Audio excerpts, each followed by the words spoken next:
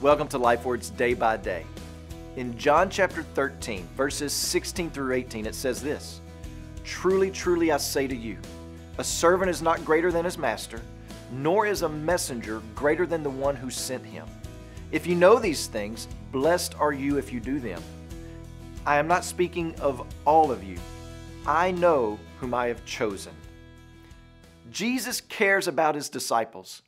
He cares deeply for his own. He cares deeply that his own see him and trust him to be who he says he is. And at this point in John chapter 13, he wants his disciples to know that not everyone who proclaims to follow Jesus is a true follower, but that does not diminish his authority or his place.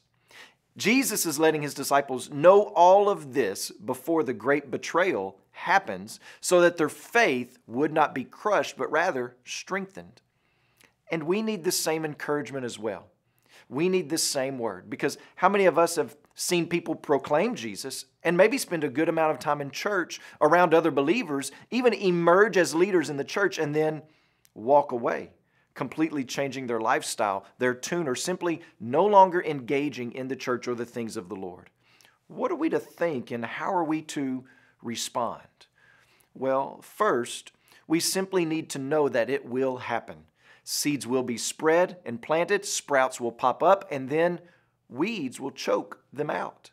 The cares of this world will draw them away. The persecutions that are in front of them will reveal the non-existence of redeeming faith. This will happen. It will happen to perhaps people sitting on your very row at the church you attend. Not everyone that's talking about heaven is going there. Jesus does not claim as his own all that proclaim him for just a short time. But we must not say this either. See, there goes another one. Another one walked away. Does Christ have any real power? Is following him truly worth it? Is Jesus really who he claims to be? That's the temptation, but the reality is that the person who walks away, who turns their back on Christ, never had Christ to begin with, and Christ never had them.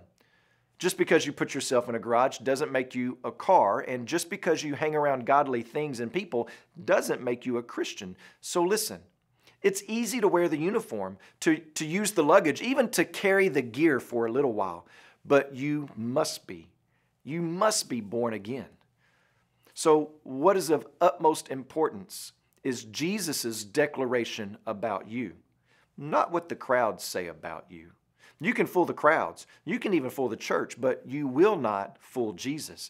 He knows what is in a man. He knows your motivations, your desires. He knows whether or not you have a new heart if you have the Spirit of the living God living within you. If you're a believer and you pray today, please pray for Gavin Roberts and his family, our missionaries in Utah. And also remember the English LifeWord broadcast in Canada and the United States.